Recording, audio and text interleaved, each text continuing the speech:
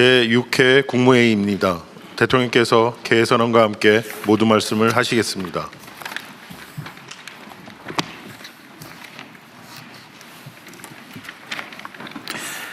네, 제6회 국무회의를 시작하겠습니다.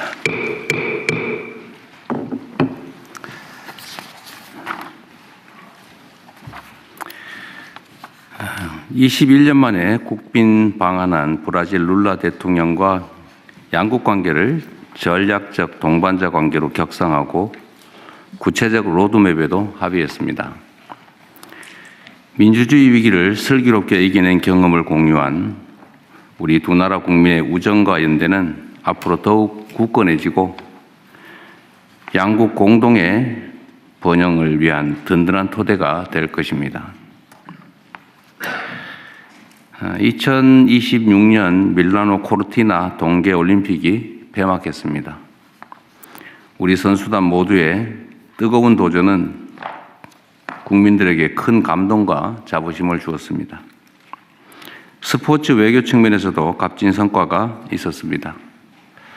팀 코리아 정신으로 국민에게 뜻깊은 겨울을 안겨주신 우리 선수단과 지원 스태프 여러분에게 감사드립니다. 우리 격려의 박수 한번 부탁드릴까요?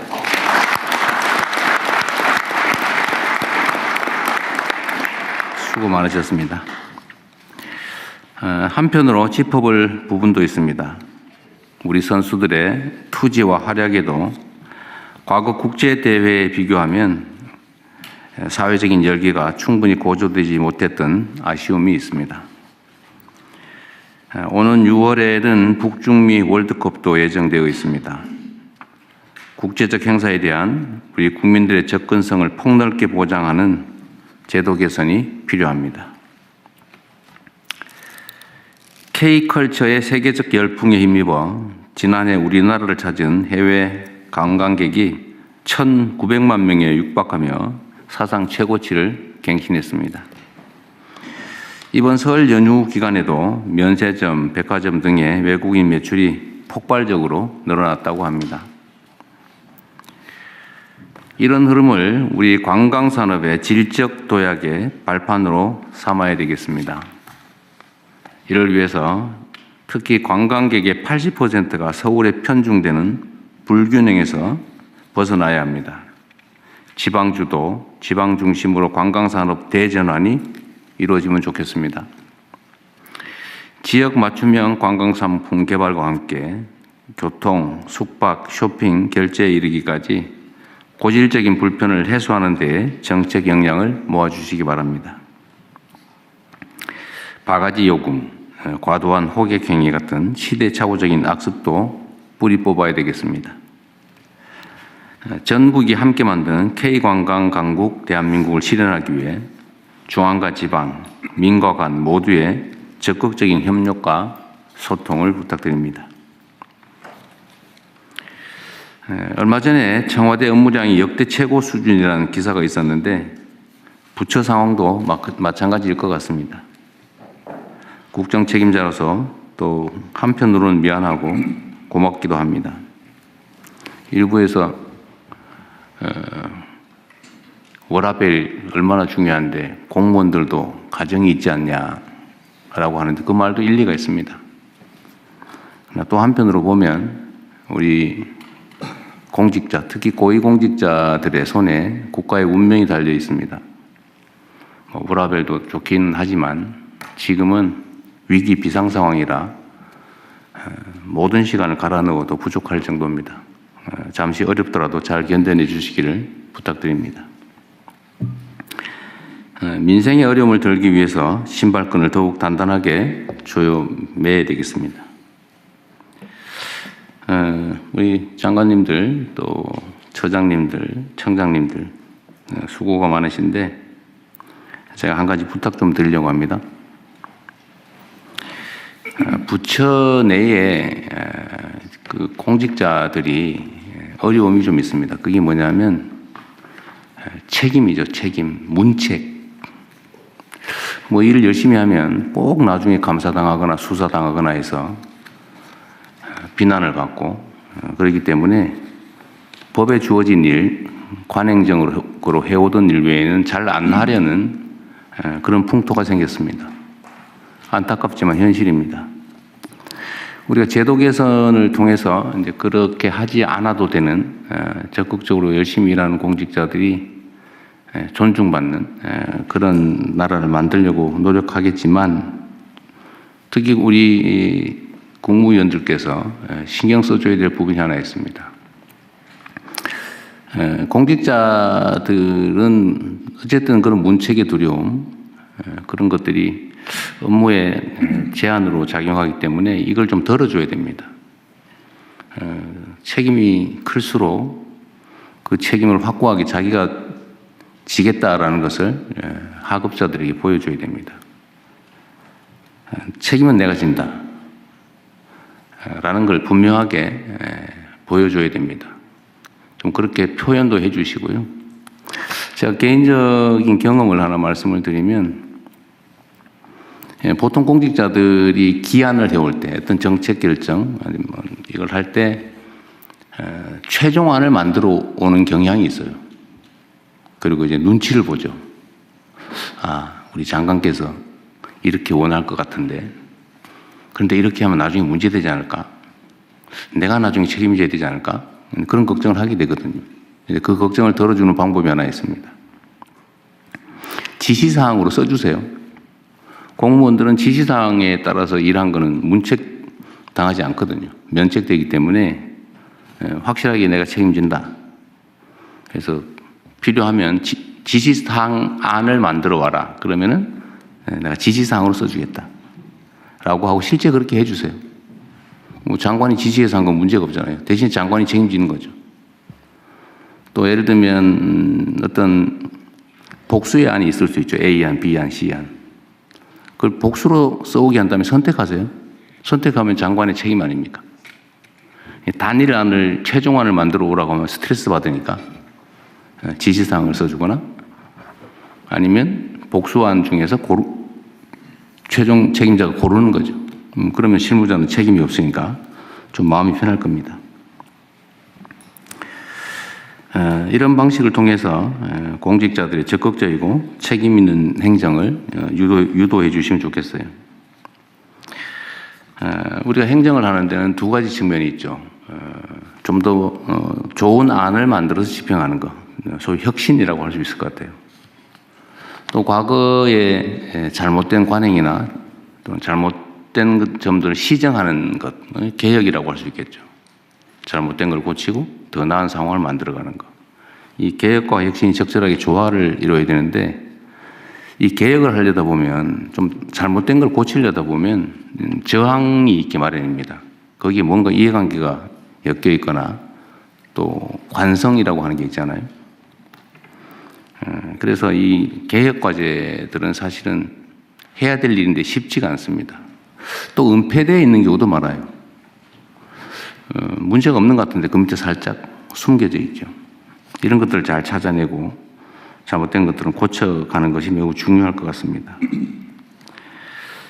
내부에서 굳어진 잘못된 사안들을 좀 더 능동적이고 적극적으로 찾아내 주시면 좋겠습니다.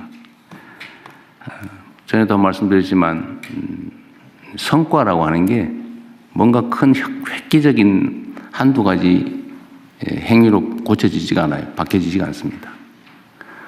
작은 것들을 모으면 성과가 되죠. 그럼 정성이 필요해요. 또 시각도, 바른 시각도 필요합니다. 똑같은 상황을 보고도 이 사람은 문제를 느끼는데 저 사람은 못 느끼는 경우가 많아요. 그래도 일상적으로 해오던 사람들은 그게 뭐가 문제인지 인식하기 어렵습니다. 그건 사람이 나빠서 그런 건 아니거든요. 그래서 장관이나 처장, 청장 이런 분들이 새롭게 가면 이제 새로운 시각으로 사물을 볼 수가 있죠. 그래서 개혁적인 마인드, 능동적인 사고, 적극적인 행동 이런 게 정말로 중요합니다. 물론 그 과정에서 이제 신상 필벌도 분명하게 해야 되고 또 기관장이 내가 책임진다라는 점을 분명하게 밝혀서 공직자들이 자신감을 가지고 할 일을 할 수 있게 해주시기 바랍니다. 끊임없이 대화, 토론을 통해서 시각도 교정해 줘야 돼요. 제가 이거 전에 한 말씀드렸는데 그 동네 골목 좀 깨끗하게 청소해라 고 했더니 물론 열심히 해요. 뭐 버려져 있는 누구나 봐도 좀 비정상적인 건 잘 치우는데 예를 들면 집 앞에 이렇게 시멘트로 자기 땅이라고 이렇게 막아가지고 농사 짓는 사람들이 있어요. 하도 오랫동안 했기 때문에 그거는 이 비정상인 줄 인식이 안 됩니다. 그래서 저는 가면 보이거든요. 아, 저거 왜 공공도로에다가 저 시멘트로 막아가지고 거기다 농사를 짓냐. 상치 키우고 고추 키우고 그런 것들이 있는데 기존의 공무원들은 그걸 인식을 못합니다. 그건 새로운 시각을 가진 사람이 지적을 해야 그때야 비로소 보이는 거죠. 예를 들면 그런 거니까 우리 부처청에서 하는 일들 중에 새로운 시각으로 보면 좀 고쳐야 될 게 꽤 많이 있습니다. 명백하게 잘못된 거는 잘 드러나지 않죠. 그런 것들은 당연히 고쳤을 테니까요. 드러나지 않는데 문제가 있는 것들이 많습니다. 좀 자세히 들여다보고 그래서 현장이 중요하죠. 수요자 중심의 마인드가 또 그래서 중요합니다. 우리가 주는 쪽에서 보는 거하고 받는 쪽에서 보는 거하고 다르죠. 그러면 끊임없이 새로운 시각을 가진 사람들하고 교류하고 토론하고 그럴 필요가 있습니다. 그리고 또 한 가지 앞으로 우리 국무회의를 좀 방향을 바꾸면 좋겠어요. 뭐 가급적이면 자유롭게 토론하자고 하지만 사실은 좀 꺼려지는 것도 있죠. 근데 이 자리는 우리 국민들께서 직접 지켜보시니까 뭐 각 부처에서도 행정 과정을 잘 공개하고 있겠지만 이런 기회에 각 부처에서 하고 있는 일들 중에 우리 국민들께 뭐 자랑하거나 또는 보여드리고 드려야 될 일들을 가끔씩은 좀 의미 있는 것들은 제시하시는 것도 좋을 것 같습니다.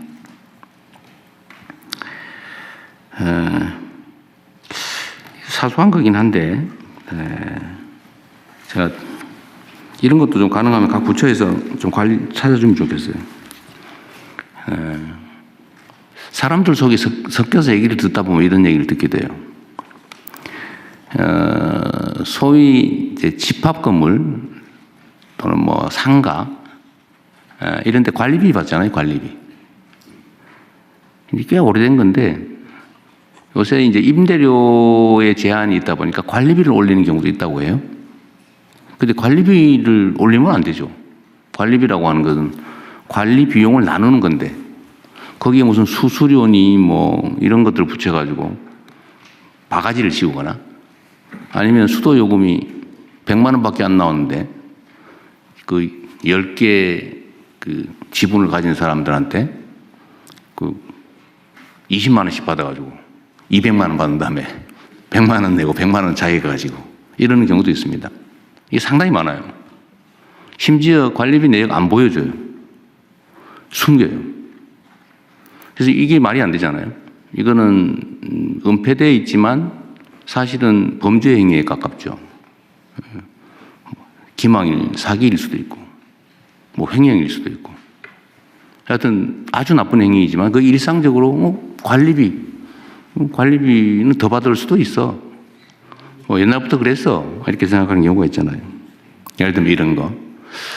이게 사소해 보이긴 하지만 제가 이 얘기하면 아이고 저 대통령이 또 무슨 저런 사소한 일을 가지고 얘기하나 이럴 가능성도 없지는 않지만 그러나 이 문제 이해관계에 있는 사람이 전국적으로 수백만이 될 가능성이 있습니다. 이런 게 다 부조리죠. 이런 것들을 좀 찾아내서 정리해 주시면 좋겠습니다. 필요하면 제도 개혁도 좀 하고요. 여하튼 국무위원 여러분들 포함해서 우리 공직자들이 일이 너무 많아져서 힘들다고 합니다. 뭐 실제 힘들 거예요. 점점 더 힘들어지겠죠. 그러나 물리적으로 너무 힘들어진 상황이 되면 인력도 좀 보강할 필요는 있고요. 너무 그런데 인색하게 할 필요는 없습니다. 근데 정말로 중요한 거는 공무원이 힘들면 국민은 편합니다. 우리가 조금만 더 힘들어 더 잘 견뎌주시면 좋겠어요. 네, 이상입니다. 이후 회의는 국무총리께서 진행해 주시겠습니다. 네, 한두 가지만 말씀 먼저 드리겠습니다. 산불과 가축 질병이 동시다발적으로 연일 이어지고 있습니다. 어제는 함양 산불이었는데 오늘은 또 밀양 산불입니다. 각 부처가 특별히 긴장감을 갖고 대비해 주시고 국민 여러분들께서도 산불 방역에 대한 아주 기초적인 수칙을 잘 지켜주시기를 부탁드립니다. 신속하고 투명한 소통이 우리 정부의 방향인 것을 잘 아실 겁니다. 그렇지만 세금, 규제, 부담금 등 국민께 부담이 될 수 있는 사항은 반드시 신중한 논의를 거쳐서 준비되고 정제된 방식으로만 메시지가 나가야 된다는 점을 각 부처에서 특별히 유념해 주시기 바랍니다. 끝으로 가짜뉴스가 급증하고 있습니다. 정부 메시지에 대한 각종 보도나 온라인 흐름을 각 부처에서 24시간 모니터링하고 왜곡이 있는 경우에 즉각 바로잡는 노력도 해주시기 바랍니다. 현안 토의로 바로 들어가도 될까요? 산불이 왜 이리 많이 나는 거예요? 글쎄 지금 뭐 이게 계절상 건조한 것도 그렇고 강풍 때문에 그래서 지금 사실 우려를 하고 있는데 3월에는 예년의 경우에 더 난다고 합니다. 100헥타르 이상 대규모 산불이 작년의 경우에 하루에 그러니까 작은 것까지 하면 20여 건, 큰 것이 막 4-5건이 동시다발적인 경우도 있어서.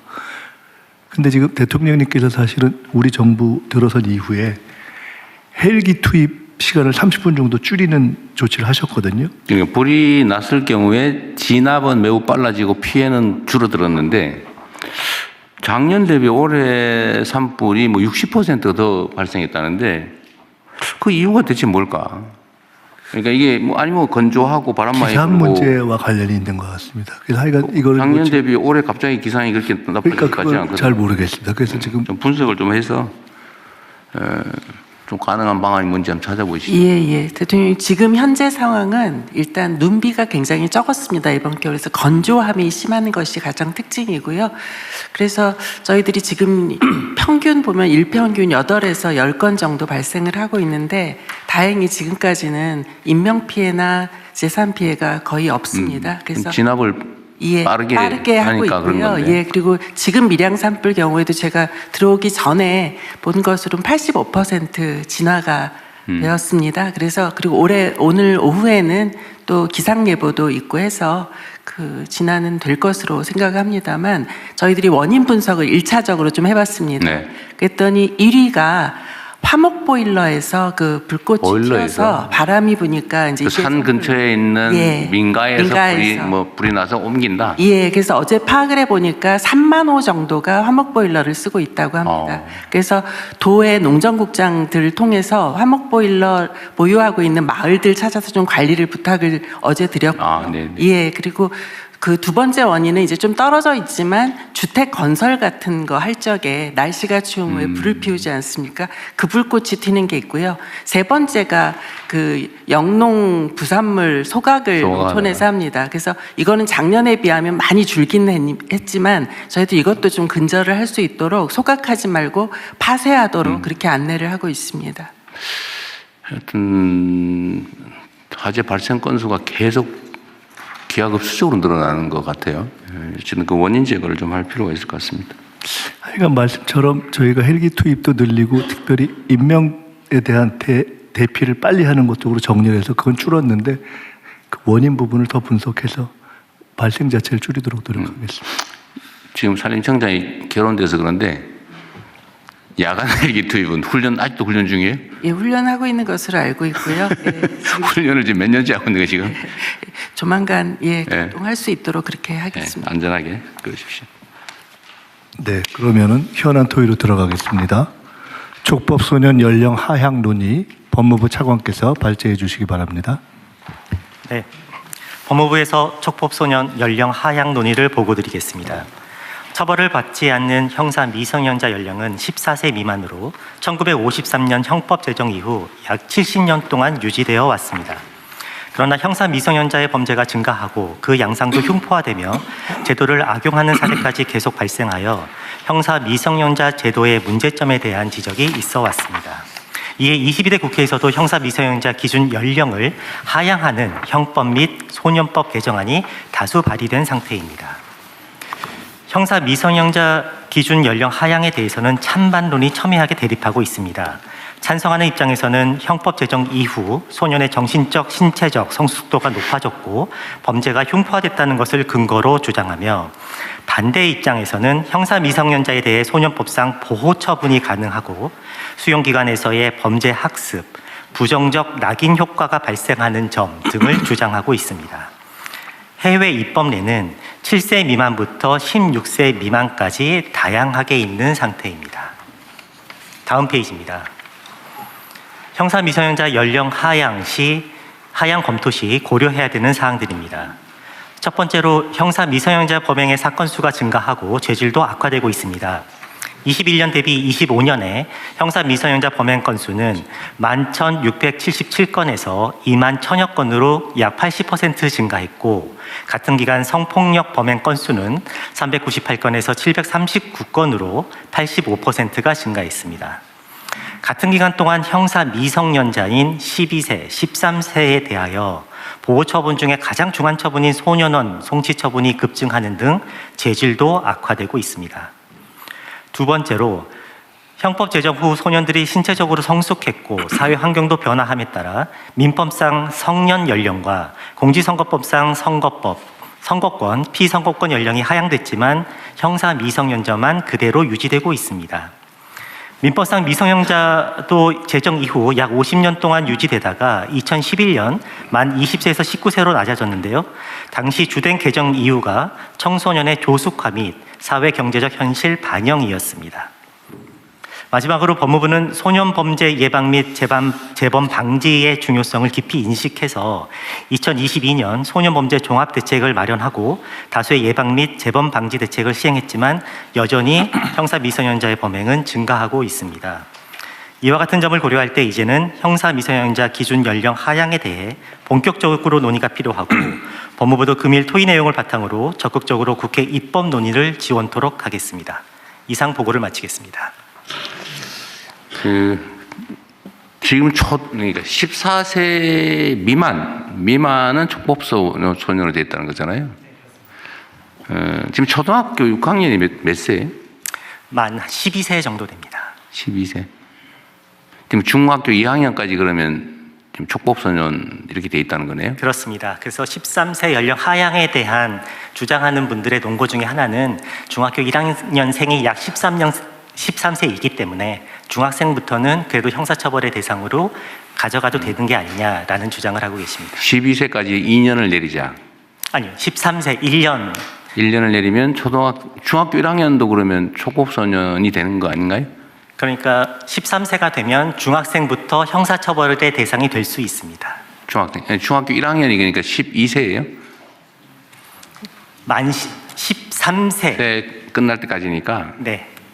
그럼 한 살을 내리면 중학교 1학년도 형사처벌의 대상이 될 수 있다는 됩니까? 것입니다. 다른 분들 어떠세요? 그게 그러니까 13세냐, 12세냐, 뭐 11세냐, 뭐 14세냐 이건 결단의 문제 같은데. 네. 그러면 어떤 기준으로 할 거냐의 좀 논거가 초등학생이냐, 중학생이냐 이게 제일 합리적인 선일 것 같은데.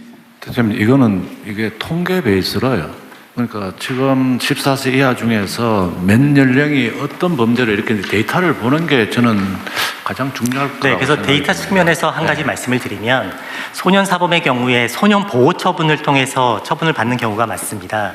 10세부터 19세까지 연령별 보호 처분 대상자를 분석을 해보면 14세, 15세, 16세, 14세 이상들이 약 15% 내외 각 연령대가 15% 내용 여지를 지금 차지하고 있는데요. 13세도 그와 비슷한 15%대의 비중을 차지하고 있고요. 다만 만 12세로 내려가면 약 5% 정도의 비중을 차지하고 있어서 약 한 살 차이에서 약 3배가량의 비율 차이를 보이고 있습니다. 이게 그런 것도 있을 것 같아요. 중학생일 때하고 초등학생일 때 마인드가 다를 것 같아요. 당사자들의. 중학생이면 약간 뭔가 새로운 세계에 새로운 사람이 된 느낌이 들 수도 있죠. 환경도 다르죠. 마인드와 환경이 다르죠. 국제적인 상황을 좀 살펴봤습니다. 그랬더니 OECD 회원국들은 12세부터 14세 정도, 그리고 각각 다 다릅니다. 그게 한 가지고, 최근에 각 나라들이 조금씩 늦추는, 그러니까 연령을 낮추는 추세에 있습니다. 그런데 한 가지 특이할 만한 것은 낮추더라도 꼭 그 형량으로만 다루려고 하지 않고 꼭 함께 그 선도, 보호, 복지 이런 것들을 함께 해서 해나가려고 하는 것이 눈에 띄었습니다. 그 선도 조치는 소년범에 대해서는 제일 중요하게 어쨌든 하고는 있는 거죠. 네, 그렇습니다. 현실적으로 어떤지는 약간 차치하고. 네. 근데 이게 결국은 뭐 누가 하더라도 결국은 갑론을박 할 수밖에 없는데 결단을 해야 될 것 같은데요. 대통령님, 네. 저 성평등 가족부 장관입니다. 지난번 업무보고 때 안 그래도 촉법소년 연령 하향에 관한 그 논의가 있어서 사실은 전 법무부에서 관련해서 저희가 함께 좀 논의할 수 있는 기회가 있지 않을까 싶었는데 네, 네. 좀 늦게 저희가 토의 자료를 받아서 좀 준비가 늦었습니다만 사실 지난 업무보고 이후에 저희가 청소년과 소년 사건 전문가들과 1차 간담회를 가진 바 있습니다. 지난 22년에도 촉법소년 연령 하향 논의 이후에 사회적으로 잠시 논의가 진행이 되다가 중단된 바 있습니다. 그래서 제가 살펴봤던 지난 3년 동안 윤석열 정부에서 사실상 청소년들이 그 당시에 정부 정책에 대한 어떤 반대 입장을 표현했다고 하는 이유 등으로 과거 3년 동안 청소년 정책이 사실상 실종됐던 것으로 전문가들에게 확인했습니다. 사실 성평등 가족부가 성평등 가족 청소년부로 이름을 개명하자는 안이 여러 건 발의될 정도로 저희가 청소년 정책에 대한 총괄 부처입니다. 그런데 촉법소년 연령 하향과 관련해서 저희가 그동안 적극적으로 대처하지 못했다는 점에 대해서 담당 부처장으로서 굉장히 죄송하다는 말씀을 드리고, 제가 최근에 관련 자료를 찾다 보니까 특히 소년 사건 관련해서 그 아이 실패는 사회 실패라고는 이야기가 있습니다. 저희가 과연 우리가 이 연령 하향 문제를 이 자리에서 결정함에 있어서 사회 실패를 인정하기 위해 과연 우리가 아이를 정말 우리 사회가 소년들에게 안전하고 행복한 사회라고 하는 비전을 보여줬는지, 먼저 우리가 최선을 다했는지 저희가 먼저 점검해 봐야 된다는 생각을 했습니다. 그래서 저는 이 하향 논의 오늘 토의 이후에 한 상반기에 국민 공론화장을 통해서 전문가와 또 소년 사건 재판을 담당했던 재판 담당자들, 그리고 또 보호 관찰소에 계신 분들, 여러 전문직에 있는 분들과 함께 저희가 심도 깊은 논의장이 열려야 되지 않을까 그런 생각이 듭니다. 제가 법무부에서 준비해 주셨던 안에 대해서 갑론을박하고 싶지는 않지만 실제로 소년 범죄 예방 및 재범 방지 대책의 실효성으로 여기다 제안해 주셨던 내용 중에 보면은 법무부 소년범죄 종합대책 추진 내역 추진과 12개 중에 예방과 관련된 건 단 한 건이었습니다. 범죄 예방 환경 개선 사업과 소년범죄 예방 적극 연계권, 그 한 건만이 예방을 위한 활동이었고, 나머지는 소년범에 대한 이후의 교정과 관련된 내용들이 대부분 거의 전부였습니다. 그나마 범죄 예방과 관련된 부분도 22년 3월부터 12월에 단년도 사업으로 환경 개선 사업만 하셨을 뿐이어서 저는 이 부분에 대해서 저희가 다시 한번 점검할 필요가 있지 않을까 그런 생각이 듭니다. 네, 일리 있는 지적이시고요. 근데 법무부에서야 어쨌든 예방 사업은 법무부의 소관은 아니고 성평등 가족 청소년부 소관이니까 그랬겠죠. 예. 그건 어쨌든 성평등 가족 청소년부로 이름 바뀔지 모르겠는데 그것도 괜찮은 생각인데. 네. 어쨌든 그건 성평등 가족부의 업무 소관이기도 하니까 좀 잘 검토해 보시고요. 그러면 이거를 이 자리에서 바로 결정하기 좀 그런데 목표 시간을 정하고 계속 논쟁하다 끝낼 수는 없으니까 한 달쯤 할까요? 한 달쯤? 한 달쯤? 2달 정도는? 2달 정도? 2달 정도 그러면 후에 우리 결론을 내기로 하고 한 2달 사이에 관련 부처에서 좀 논쟁점도 좀 정리해보고 또 우리 국민들 의견도 좀 수렴해보고 그런 다음에 결론을 내기로 하죠. 어쨌든 법이라고 하는 게 우리 사회적 합의이니까요. 근데 제가 보기에는 압도적 다수의 국민들이 한 살은 최소한 낮춰야 되지 않냐 이런 의견이 있는 것 같아요. 그죠? 예, 지금까지 보면. 그렇습니다. 그러면 성평등 가족부에서 좀 주관을 해가지고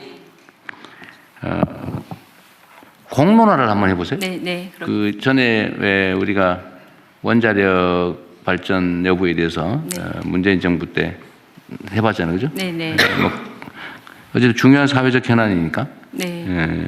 좀 적정하게. 네.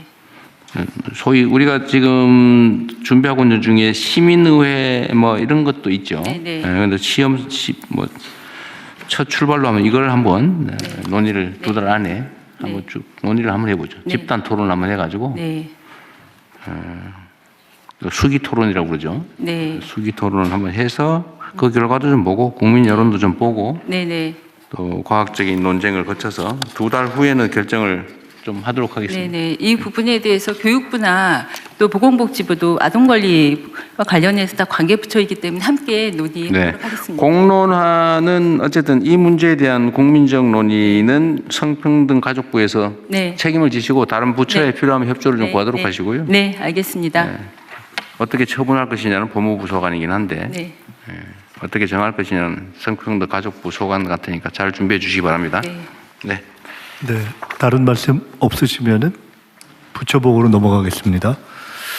인구 감소 지역 인구 증감 분석을 농림축산식품부 장관님부터 농식품부, 기후부, 행안부 순서로 보고해 주시기 바랍니다. 예, 농식품부 보고 드리겠습니다. 농어촌 기본소득 대상 지역의 인구 동향을 분석해 봤습니다. 농어촌 기본소득 같은 경우에는 인구 감소 지역 중에서 10개 군에 대해 26년, 27년 2년 동안 기본소득 시범사업을 도입합니다. 대상 지역에 30일 이상 거주하신 분들한테 월 15만 원 상당의 지역사랑 상품권을 지급합니다. 2월 말, 즉 이번 주부터 첫 지급이 예정되어 있습니다.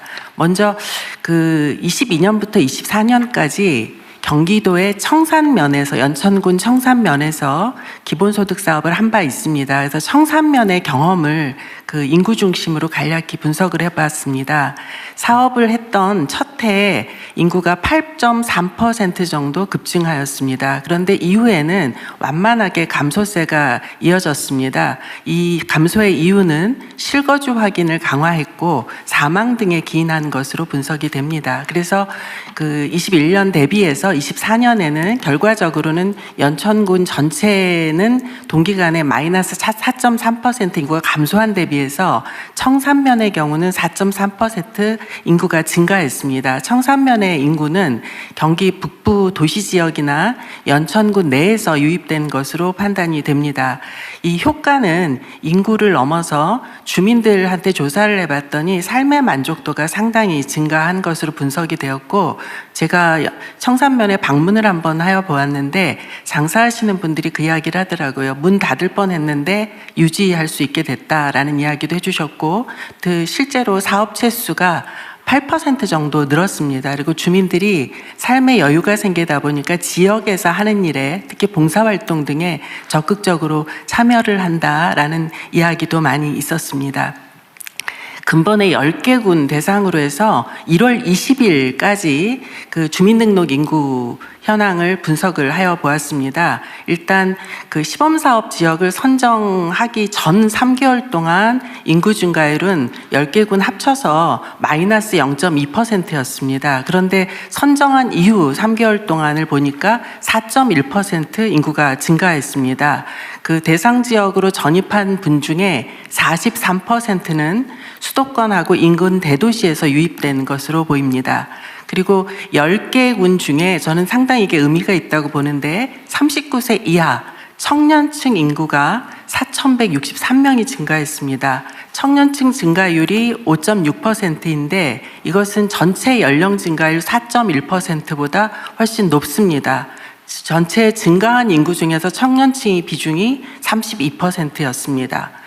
인구 유입은 읍보다 또 면이 더 많았던 것도 상당히 의미가 있다고 봅니다. 다만 청년층의 경우는 면보다는 읍으로 더 많이 유입되었습니다. 세대수 기준으로도 살펴봤습니다. 세대수 기준으로 보니까 역시 시범사업지역 선정 시점 기준 3개월 세대 증가율은 마이너스 0.04%였는데 선정 이후에 2.5% 세대 증가가 있었습니다. 그 이야기는 인구 증가가 세대에 편입되는 방식으로 많이 이루어졌다는 것을 뜻합니다. 다음 페이지입니다. 10개 군의 전출입 현황을 분석을 해봤습니다. 선정 이후에 순유입은 전체로 14,061명입니다. 이 중에 전입이 22,261명입니다. 그런데 그 전출지, 즉 전입자들이 어디에서 왔나를 살펴본 그래프를 하나 그려봤습니다.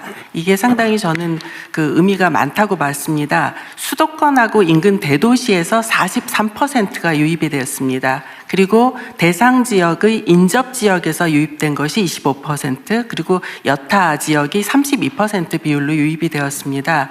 즉, 그 수도권에서 인구 유입이 된 것이 전체 10개 군 같은 경우에 평균적으로 보면 4명 중 1명꼴입니다. 그런데 연천군은 수도권에 자리하고 있어서 워낙 수도권 유입 비율이 많기 때문에 연천군을 제외하고 9개 군 중심으로 보면 5명 중 1명꼴은 수도권에서 유입됐다, 이렇게 볼 수가 있습니다. 그래서 기본소득 사업이라는 것이 대상 지역에 그냥 뭐 돈을 나눠준다, 이런 시각을 가진 분도 계시지만 이거는 전체적으로 보면 그 인구 분산 효과도 가질 수 있다라는 가능성을 보입니다. 특히 그 인근 대도시 등에서 그 이주를 많이 한 지역이 분포가 조금씩 다른데, 신안 같은 경우에는 인접 지역에서 이주를 한 경우가 많고, 순창, 옥천, 곡성, 장수 같은 경우에는 주로 인근의 대도시에서 많이 이주를 합니다.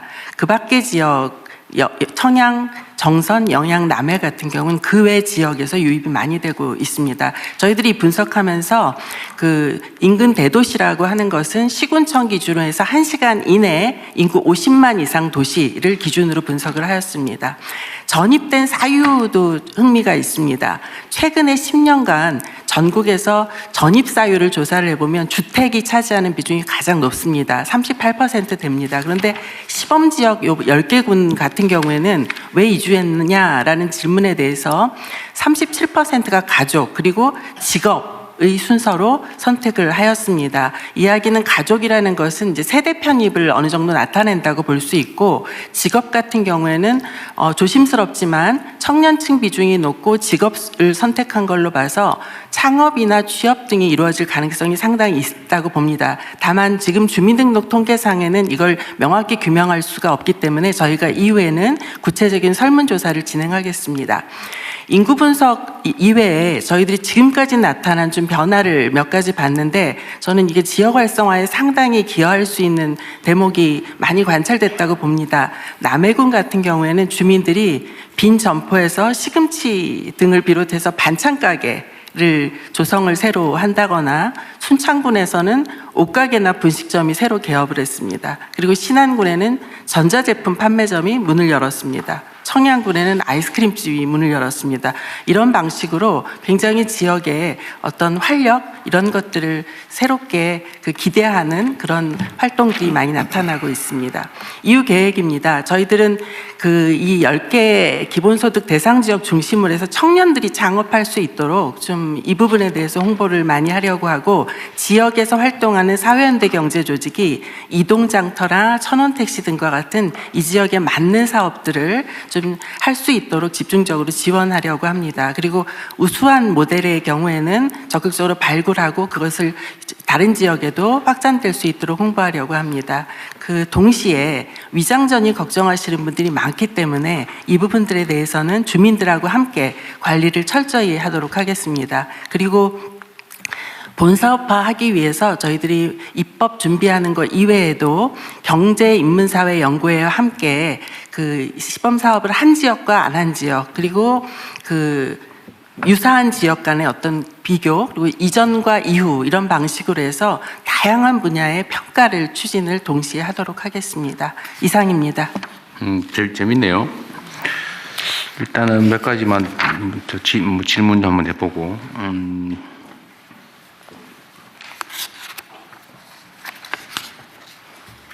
이게 지금 전입자들의 분포는 뭐 일종의 경향성이랄까 이걸 발견하기가 좀 어렵네요. 지금 현재로서는 그렇습니다. 그러니까 어디에서 왔느냐, 너무 왜 왔느냐. 들쭉날쭉하네요. 네, 예, 뭔가 이유가 있을 텐데. 예.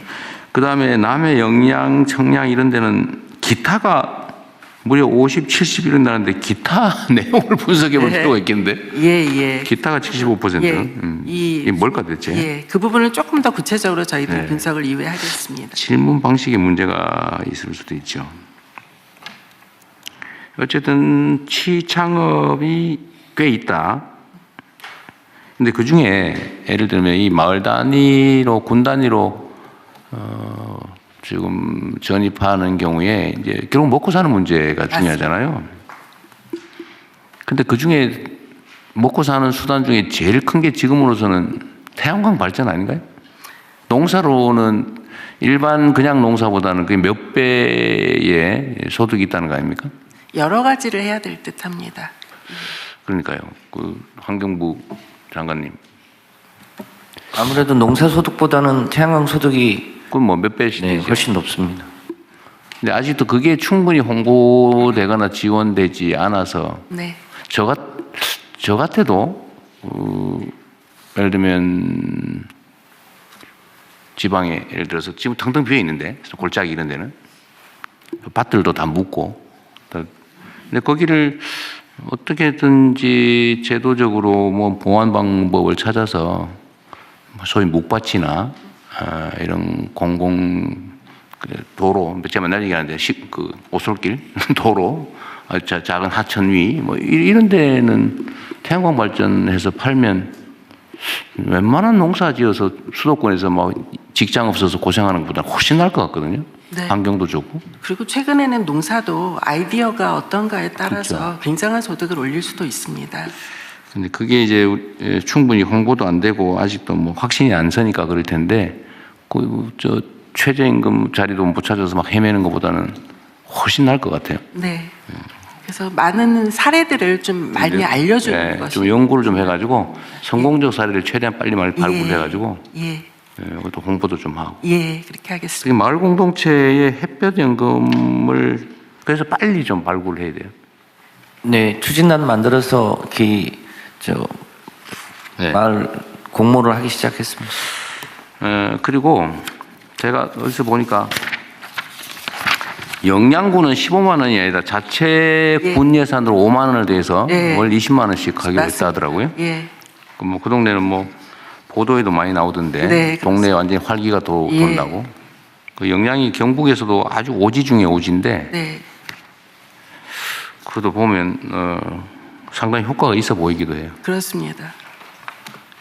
그 무주군은 이게 이제 선정에서 떨어져 가지고 자체적으로 하겠다 이래 가지고 예, 연 80만 원? 맞습니다. 네, 군 예산 자체 사업을 하겠다 지금 이런다는 것 같아요. 그 이렇게 열성적인 데는 뭔 수를 좀 내 가지고 네, 지원 대상을 좀 추가하는 걸 검토를 해보시죠. 네, 그렇게 하겠습니다. 우리가 추경을 언제 하게 될지 모르겠는데 뭐 그럴 경우에는 이렇게 열성 있는 군 단위에는 네, 억울할 것 같아요. 네. 떨어져가지고. 그리고 지방 단위로 우리 지원을 지금 똑같이 하고 있는데 예, 우리가 뭐 정한 원칙이 있잖아요. 수도권에서 또 대도시에서 멀수록 지원을 늘린다. 네, 그것도 좀 보완을 할 필요가 있을 것 같습니다. 알겠습니다. 네, 멀리 있는 데는 중앙정부 지원도 늘리고 수혜 액수도 늘리고 좀 그것도 한번 길게 봐서 하면 좋겠고요. 청산면은 원래 제가 경기도 있을 때 목표가 5년을 해보고 연구를 해서 그 결과를 가지고 좀 확대하려고 했는데 아마 경기도에서 이거 연구하고 있는 기구가 있을 것 같아요. 있습니다. 있을 거예요. 예, 예. 네, 거기 연구 결과도 한번 보시면 좋을 것 같아요. 예, 그렇게 하겠습니다. 하여튼 이게 지금 최근에 인공지능이 이제 활성화되고 특히 이제 휴머노이드 인간 유형의 로봇, 인공지능을 장착한 사람 모양의 로봇 이게 지금 생산 현장에 직접 투입되는 상황이 왔는데 이 경향성은 앞으로 더 심화될 거고, 그러면 일자리 문제는 점점 심각해질 거고, 양극화도 더 악화될 텐데, 하여튼 이 소위 기본소득에 대한 사회적인 합의나 동의나 공감이나 이런 게 많이 올라가는 것 같아요. 이 기본소득에 대한 그 주무부처는 어디예요? 만약에 한다면? 농어촌 기본소득은 네. 지금 농식품부에서 예. 하고 있고, 농촌이니까, 농어촌이니까. 근데 일반적으로 네. 지금 당장 어렵지만 길게 봐서 예, 일반적으로 이제 시행이 되면 행안부에서 행안부 담당을 소관이? 해야 될 것으로 보고 있습니다. 행안부가 맞는 게 맞을까? 지방정부, 지방행정 차원에서 그렇게 한다는 것 네, 같은데. 우리 지방 재정하고 예, 그러니까 예를 들면 어떤 특정 지방에 관한 건 그런데 길게 봤을 때 기본소득은 전 국민 대상의 논쟁거리라서 행안부가 맞는 게 맞나?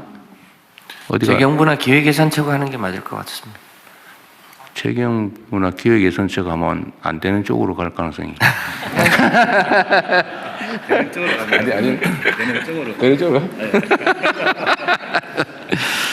행안부는 적극적으로 복지부 네. 예, 복지부 검토 높 원래는 복지부 예, 소관일 복지부에서 하는 것 것이 같아요. 기본적으로는 좋을 것 같습니다. 네. 그리고 이제 그 지방과 이런 재정 이런 쪽에서 기술적으로 도와주고 그렇죠. 그러는데 서포트하고.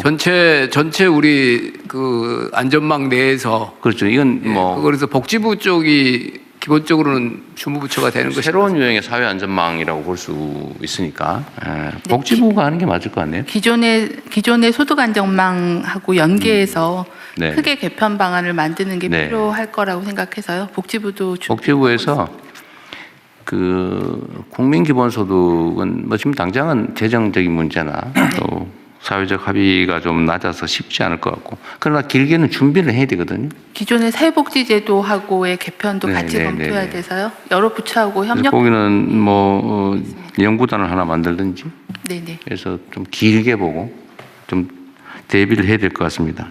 대통령이 그 기본사회위원회가 그 3월에 있죠. 발족을 할 예정입니다. 거기는 이제 정책 연구할 거고, 네네. 실무 준비는 어쨌든 부처에서 해야 되니까 그 부처의 주관은 복지부가 맞을 것 같네요. 행안부도 열심히 준비해 주세요. 지방 등부 차원에서 하는 거는 예, 기본사회위원회 지원해야 되니까. 예. 그리고 아직 약간 섣부리긴 한데 이 농어촌 기본소득은 아직은 시행한 지 몇 달 안 돼서 초기이긴 하지만 예측컨대는 상당한 효과가 있을 거고 또 확대해야 되고 시스템으로 좀 갖춰야 되는데 지금 이제 시범은 2년 한다고 지금 얘기한 거예요?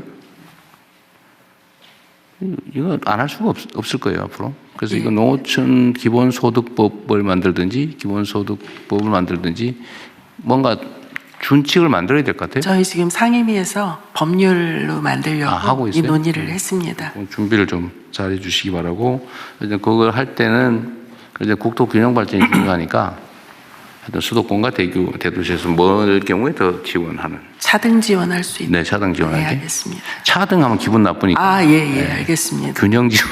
균형 지원할 수 있도록 하겠습니다. 네. 다른 분들 의견 있으면 말씀하십시오. 대통령이 말씀하십시오.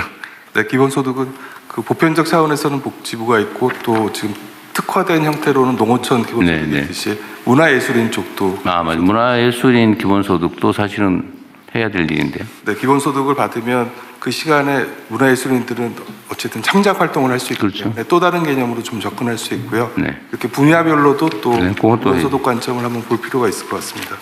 원래 우리 예산에 예술인 기본소득 개념으로 일정한 자격을 갖추면 일정액을 그냥 지원하는 그 일부 예산은 있죠. 네, 있습니다. 그리고 얼마 올해부터는 정도? 또 청년 쪽은 또 따로 또 예산을 편성해서 이런 생활의 불편함에 따라서 이렇게 예술 활동에 집중할 수 없는 친구들을 한 3,000명 정도 이렇게 지원해 주는 그런 제도도 있고요. 3,000명은 너무 적은데 그죠? 우리 등록 예술인이 7만 명이라 했나요? 아니요, 한 25만 명 정도 되는데 25만. 예술활동 증명 제도 자체도 약간 좀 허점이 있고 문제가 있어서 지금 다시 한번 살펴보고 있습니다. 어쨌든 그 사업을 시행하면 예술인 등록한 사람이 많이 늘긴 하겠죠. 맞습니다. 그래서 조금 더 신뢰도를 높일 수 있는 작업들을 해야 됩니다. 어쨌든 문화예술이라고 하는 게 그게 개인의 취미 활동이기도 하지만 그걸 넘어서서 사실은 사회적인 기여가 상당히 큰 일이잖아요. 그죠? 네, 공동체에 기여할 수 있는 일입니다. 그리고 이게 그런 면이 있는 거죠. 예를 들면 이게 수익을 위한 일, 예를 들면 이익을 얻기 위한, 수입을 얻기 위한 일을 하고 자기 성취를 위한 일, 그게 사회적으로 필요한 일인 경우, 이 경우에는 사실은 사회적 지원이 필요하죠. 그게 이제 문화예술인 기본소득 같은 거에 해당이 될 것 같습니다. 네, 맞습니다. 전에는 제가 이런 얘기하면 좀 미쳤다, 뭐 이런 소리 많이 들었는데 요새는 이런 얘기해도 별로 그런 소리 안 하더라고요. 많이 세상이 변한 것 같습니다. 네, 그렇게 지금 몇 가지 시범적으로 하고 있는 제도들이 성과를 거두고 있기 때문에 네. 조금씩 일상적으로 이제 받아들여지고 있는. 네, 문화예술 분야는 제가 자주 얘기하는데 이게 지금 토대가 좀 막 붕괴되고 있는 느낌이 들어요. 이건 또 문화체육관광부에서 각별히 좀 더 관심 갖고 주력해야 될 것 같습니다. 네. 좀 아래가 썩으면 큰일 나잖아요. 지금 위험한 상태죠. 네, 준비하도록 하겠습니다. 요 같은 주제로 지금 기후부하고 행안부 보고까지가 또 있습니다. 또 있어요? 네, 네. 그래서 잠깐만요. 기후부 넘어가기 전에 행안부 장관님, 농림부장 한 가지만 말씀드릴게요. 이거 지금 보면 짧은 기간의 경험으로 총괄해 보면 인구가 한 4% 정도 늘은 것 같다. 예. 그런데 그 중에 25%가 수도권에서 온 것 같고 75%는 인근 대도시 또는 인근 지역이다. 인근 지역 또는 인근 대도시에 오는 것을 꼭 나쁘다고 하거나 의미가 효과가 적다고 말할 수는 없으나 없습니다. 네. 그러나 크게 보면은 수도권으로부터의 이전 효과를 높여가는 것이 맞을 가능성이 있죠. 왜냐하면 인근 대도시나 인근 지역 자체도 경우에 따라서는 줄거나 정체되어 있는 지역일 가능성이 있기 때문에 예. 그래서 그것을 어떻게 높일 건가를 좀 검토하시고 예. 그거를 높이면서 할 일을 만들어주는 방향으로 가야 되고 예. 우리가 수도권에서 멀수록 배려한다는 원칙을 지킨다면 네. 원격 이전을 더 배려하는 것도 사실은 고민을 좀 해봐야 될 대목 아닌가 싶어서 예. 서울서 간 사람 더 지원해준다. 이거 고민을 그것도 해야 고민해 될 볼 가능성이 만한 있어요. 그래서 왜냐하면 정책의 근본 목표는 수도권에서 지방으로 인구 옮기는 분산. 건데 바로 옆 동네에서 조금 어려운 사람을 옮긴다. 그러니까 예. 그것도 의미는 있지만 조금 예. 한번 지방의 대도시에서 시군으로, 시군의 읍에서 면으로 이것도 대단히 그건 중요한 의미가 흐름이에요. 있죠. 예. 의미가 있죠. 그래서 제가 예. 의미는 있다고 말씀드렸죠. 예. 의미가 있는데 그걸 조금 더 강조해 알겠습니다, 보시면 좋을 것 같고요. 좀, 네. 기후부하고 행안부 이어서 말씀 주십시오. 네. 아니요, 아까 행안부 장관 하실 얘기 있다고 그랬는데. 행안부가 기후부 다음에 자, 있어요. 네. 그러십시오. 네. 네, 기부 장관입니다. 햇빛연금을 가장 적극적으로 하고 있는 신안군의 인구 증감 사례에 대해서 보고드리도록 하겠습니다. 이거 기후부라고 하면 에너지 관련된 분들이 기후 에너지 환경부에서 보고드리겠습니다. 기예부. 네. 기후부 아니고. 네. 네. 기후에너지 환경부에서 보고드립니다. 신안군이 2018년부터 조례를 만들어서 재생에너지 발전 사업을 할 경우에는 주민 참여를 의무화하고 이익을 주민들에게 나눠주는 제도를 본격적으로 시행을 했습니다. 현재 그 수혜 인원이 전체 인구 약 4만 명인데 그중에 15,000명 정도가 수혜를 보고 있고요. 적게는 23만 원에서 많게는 한 200만 원 이상의 이 햇빛연금 지원을 받고 있습니다. 평균 56만 원 정도를 받고 있는 게 현재 신안군의 사례입니다.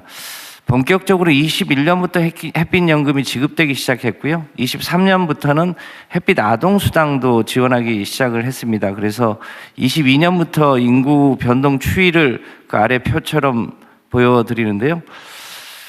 신안군 내에서도 이 햇빛연금 사업을 하고 있는 읍면이 4개 곳인데 이곳의 인구는 22년부터 25년 상반기까지 16%가 늘었고요. 그것을 하고 있지 않은 지역이 5%가 줄어서 평균하면 대략 한 3% 정도가 늘어난 상황입니다.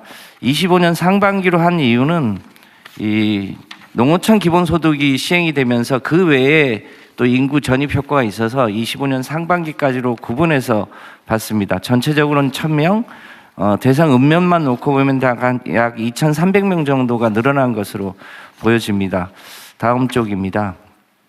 잘 아시겠지만 농어촌은 사망 인구가 워낙 많은데 그 사망 인구까지를 고려해 본다면 햇빛 연금 조례로 인한 인구 증가는 굉장히 뚜렷해 보입니다. 특히 40세 이하는 전입한 날로부터 이제 참여 자격을 주고요. 또 50세까지는 전입 신고한 날로부터 50%, 1년 후부터 100%를 주고 50세 이후는 2년이 지난 이후부터 이 소득을 줄 수 있도록 그렇게 설계되어 있어서 청년층의 인구 유입이 비교적 높은 편입니다. 전체적으로 보면 이것도 비슷한데요. 대개 전라권에서 70에서 79% 정도가 유입이 되고 수도권의 유입 인구는 17% 정도에 머무르고 있는 상황입니다. 이 사례, 신안군 사례를 볼 때 저희가 올해부터 본격적으로 전국의 38,000개 리를 대상으로 햇빛 소득 마을 사업을 본격적으로 추진하면 이 신안군과 같은 사례가 전국적으로 확산될 수 있을 거라고 판단합니다. 이 햇빛 소득 마을이 2월 13일 날 출범을 해서 상반기 중에 그 관련 마을을 지정을 하고 빠르면 하반기부터 준공을 해서 소득을 지역 공동체 단위로 나눠줄 수 있을 것으로 보여집니다. 그러면 주로 이런 지역이 대체로 인구 소멸 지역인 경우가 많기 때문에 리 단위로 햇빛 소득 마을 추진이 인구 유입 효과에도 매우 긍정적인 효과를 보일 것으로 판단됩니다. 행안부 또 농림부와 함께 기후부가 주도적으로 햇빛 소득 마을을 통해서 지방으로의 인구 유입을 높일 수 있도록 최선을 다하겠습니다. 이상입니다. 하여튼 여기 제일 중요한 거는 기후에너지부가 송전망을 신속하게 깔아주는 게 네, 그래서 지난주에 이게 이제 배전단 단위로 붙는 건데요. 기존에는 대규모 화력발전, 대규모 원전 이런 쪽에서 일방적으로 송전하고 배전하는 방식이었는데요. 지금은 배전단 단위에서 주로 태양광이 달라붙습니다. 그래서 송전 방식이 근본적으로 변화해야 되고요. 그런 것은 이제 그 배전단 단위 ESS를 중간중간에 붙이면 기존의 대규모 송전망을 깔지 않더라도 햇빛 소득 마을을 붙일 수 있습니다. 그래서 그런 방식으로 전환하면 실제로 성과를 많이 내야 된다고 말이죠. 이게 지금 어쨌든 전남 쪽은 추가의 발전 허가를 내줄 수 없는 상황이라는 거잖아요. 네, 거기에 이제 ESS를 붙여서 하면 뭐 전남북 제주도 충분히 참여할 수 있다고 판단합니다. ESS의 소위 저장 효율? 네. 저장 효율이 얼마 정도 된다 그랬어요? 요즘은 이제 대체로 4시간 기준의 ESS를 붙이는데요. 최근에 값이 이 전년 대비 한 40% 정도 떨어져서 1기가 기준으로 굉장히 값이 떨어져서요. 지금은 태양광하고 같이 해서 전체적으로 설비 가격이 설비 가격이 굉장히 많이 떨어졌습니다. 1메가 기준으로 과거에는 한 5억 원 정도 갔는데 지금은 좀 단체 구매를 하면 1메가 기준으로 3억 원 수준까지도 설치가 가능할 것으로 보여집니다. 어제는 그런 기반 시설을 잘 갖춰줘야 이거 햇빛 연금 발전 사업도 원활하게 되겠죠. 그렇습니다. 네. 참 그리고 신안의 사례는 어쨌든 매우 모범적인데 어쨌든 해당 지역의 발전 사업을 주민들 스스로 하거나 아니면 외부 사업자가 할 경우 30%는 지역 주민에게 할당한다. 이거를 그 행안부에서는 다른 지역 자치단체들에도 좀 뭔가 방법을 강구해야 되고 더 중요한 거는 정부 차원에서 사실 입법으로 이거를 최소 기준을 만들어 줘야 되지 않을까요? 지난번에 대통령 지시 주셔가지고 이 전기사업법에 일종의 이제 차등할 수 없는 규정을 뒀는데 그 부분을 해결하면서 이 특히 햇빛이나 바람 소득은 지자체 단위로 그게 제일 바람직한데 이 지자체장들도 능력이나 의지의 차이가 있고 그리고 또 문제는 지방행정이 투명하고 공정하고 민주적이면 당연히 주민들한테 어떻게 이익을 더 많이 줄까 해서 이렇게 싸워서 막 확보하는 것도 있지만 그게 이권 사업이 돼가지고 뒤에서 불법거리 하는 경우도 생긴단 말이에요.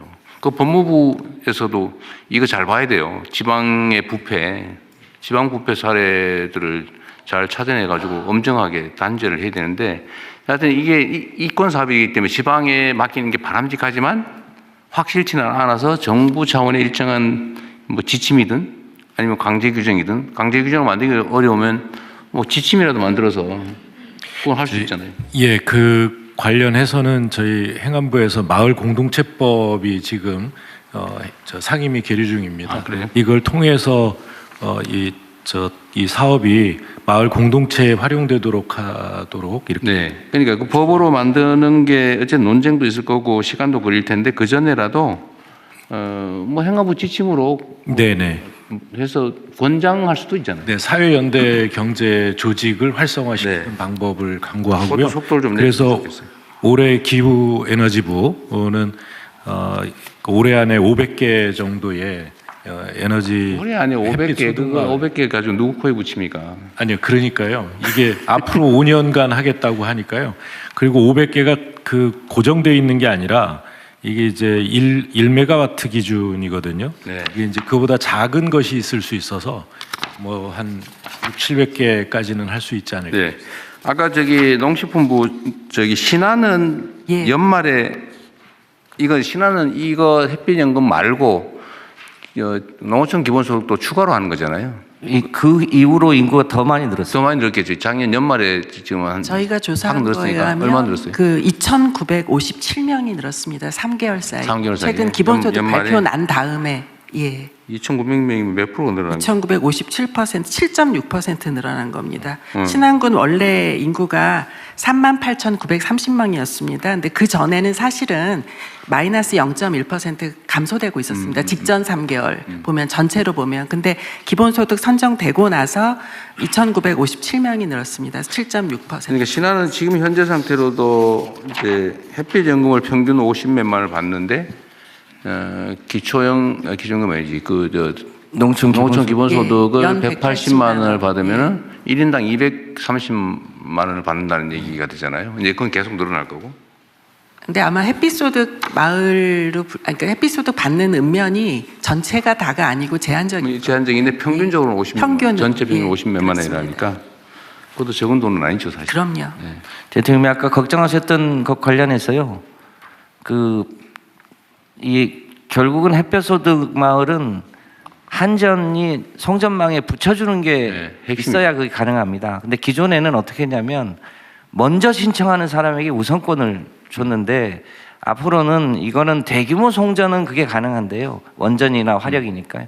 이 햇빛소득은 우선 신청한다고 그것이 가장 효과적이라는 법이 없어서 일단 신청을 받고 신청받은 범위 내에서 여러 가지 요소들을 감안해서 그 접속을 해주는 걸로 한전의 접속 이 지침을 바꿀 예정으로 그렇게 하면 이 공동체성이나 이런 여러 가지 뭐랄까 특혜 소지가 있는 것들은 좀 걸러낼 수 있을 거로 보여집니다. 바꿀 예정이라는 말씀은 다음에는 바꿨다 이렇게 바꿨다고 보고하겠습니다. 보고하기 좀 빠르게 되기를 바랍니다. 네. 그리고 어쨌든 그 순위를 정할 때도 당연히 주민 공동체 우선, 또 주민 우선, 그다음에 사업자. 네. 대규모라면 그건 별도의 정책 판단의 문제고, 아주 소규모 발전의 경우 그렇게 하는 게 맞겠죠, 그죠? 네, 그렇게 하겠습니다. 그리고 예를 들면 똑같은 조건이다, 민간 사업자다라고 할 경우에도 마을 주민 지분이 있는 건 우선. 네. 뭐 이렇게 어쨌든 기본적인 방향을 잘 감안해야 될 것 같아요. 네, 그렇게 지침을 바꿔서 보고드리겠습니다. 네, 네. 네, 행안부에서 추가 보고 드리겠습니다. 그 인구 감소 지역의 인구 증감 분석 결과입니다. 분석 배경 먼저 설명드리겠습니다. 지방 소멸 대응 정책이 본격 추진된 것이 2021년이고요. 89개의 인구 감소 지역을 지정한 이후에 올해 재지정을 앞두고 있습니다.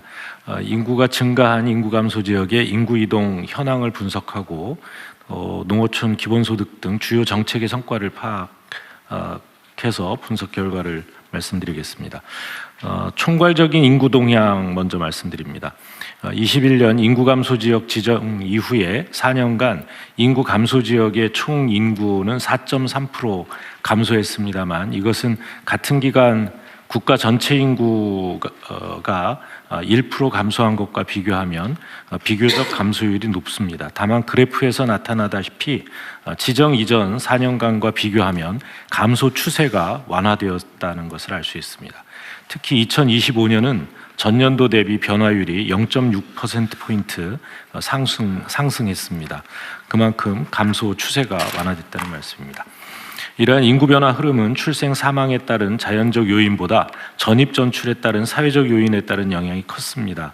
인구 감소 지역은 높은 고령자 비율과 낮은 청년층 비율로 인해서 여전히 매년 약 1.1% 자연 감소하고 있습니다. 다만 사회적 요인으로 89개 인구 감소 지역 중에 76개 지역에서 지정 이후 순이동 수치가 개선됐고 특히 32개 지역은 인구가 유출되는 지역에서 유입되는 지역으로 전환되었습니다.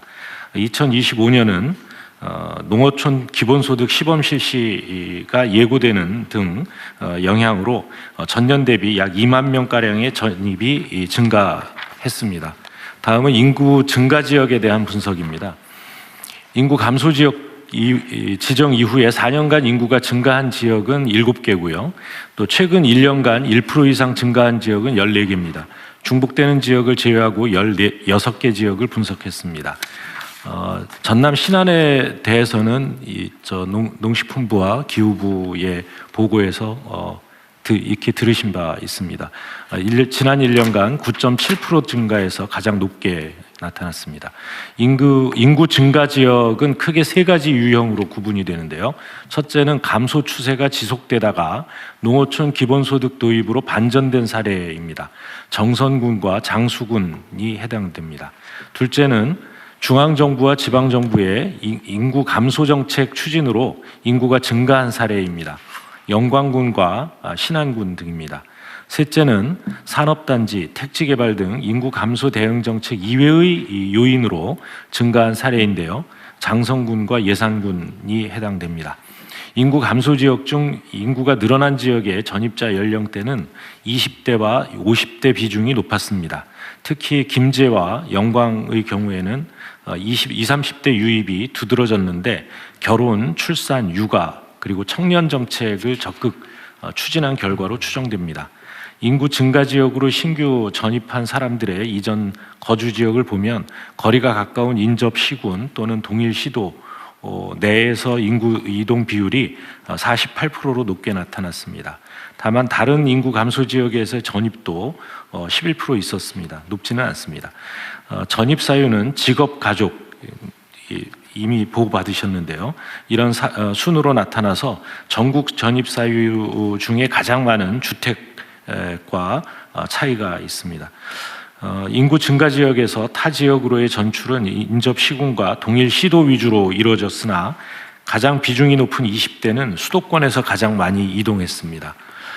이들 인구 증가 지역의 주요 인구 정책을 보면 농어촌 기본소득 시범 사업은 이미 보고받으셨고요. 또 햇빛연금도 보고받으셨습니다.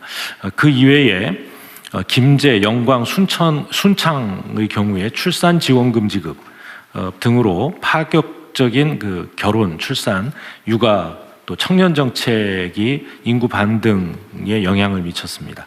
수도권 내의 인구 감소 지역인 강화 그리고 혁신도시가 있는 예산 등 일부 지역은 주거단지 공급과 산업단지 조성 같은 여건 변화도 영향을 끼친 것으로 보입니다.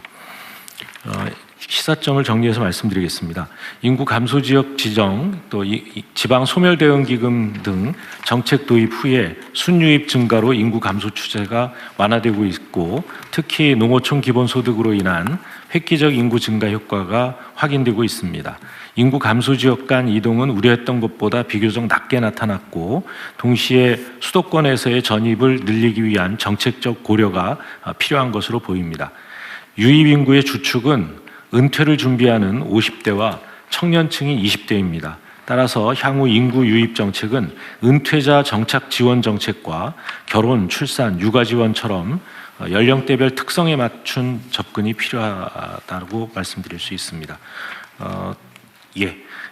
이 분석은 최종적으로 올해 3월 말까지 세부 분석을 마칠 예정이고 별도 보고 드리도록 하겠습니다. 이상입니다. 네.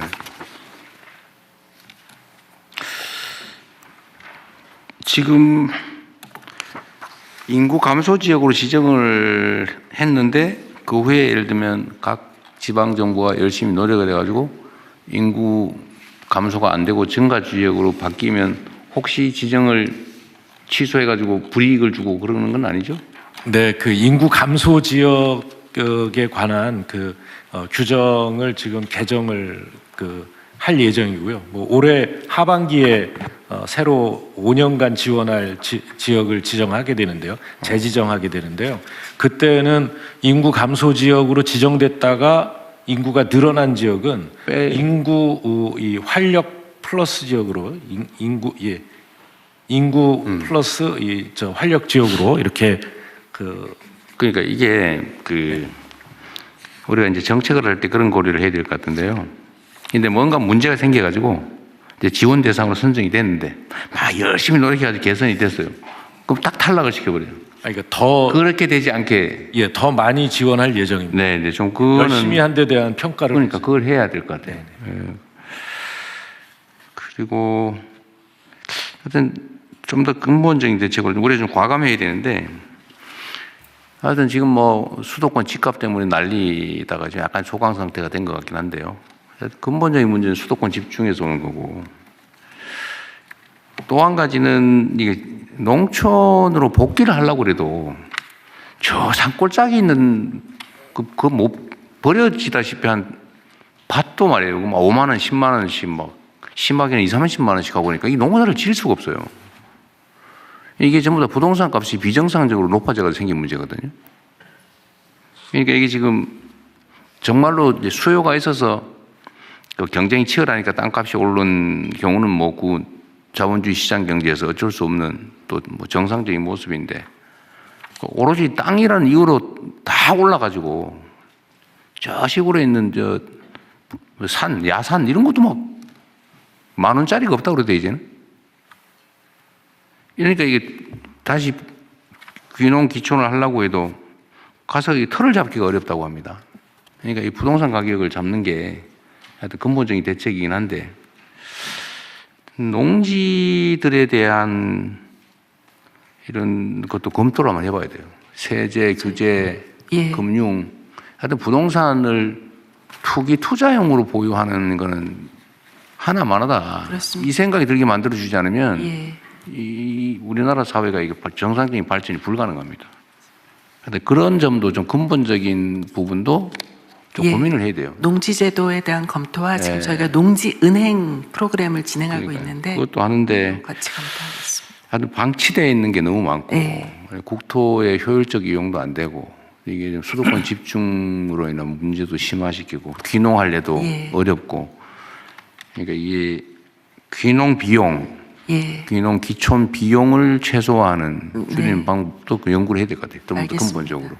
그러려면 땅값을 떨어뜨려야 됩니다. 휴경지에 대한 일제 조사 저희가 좀 한번 하려고 하고요. 원래 휴경지는 강제 매각 대상이죠. 예를 매각 뭐 경고하고 아니지만 농지은행에 맡기거나 판매를 하거나 이렇게 할 수 있도록 길을 열어두었습니다만 땅 사가지고 제대로 안 쓰고 있을 경우는 매각 명령 대상인 것 같은데 어디 농지법인가 어디에? 확인해 보겠습니다. 그래? 매각 명령 대상도 있는데 매각 명령 하는 사례가 없다고 그러더라고요. 지금 그래서 농지 제도는 근본적으로 손을 봐야 되는 단계에 오지 않나요? 농사를 짓겠다고 땅을 사놓고 농사를 안 지으면 뭐 이행 명령인가를 하고 그래도 안 하면 매각 명령을 하게 돼 있는데 한 사례가 없다고 하더라고요. 맞습니다. 그러면 안 되지. 저희가 지금 업무 보고에도 보고를 드렸는데 올해 하는 저희 개혁 과제 중에 하나가 농지제도에 대한 것입니다. 그러니까 이게 이제 집 문제 다음 단계로는 일반 부동산 문제로 우리가 이제 정책적으로 넘어가야 될 텐데 하여튼 농지 문제는 네, 농어촌 복지 지원이요. 이게 그 영농을 하는 경우에 지원이 되는, 그러니까 농업 지원 제도 위주로 되어 있어서요.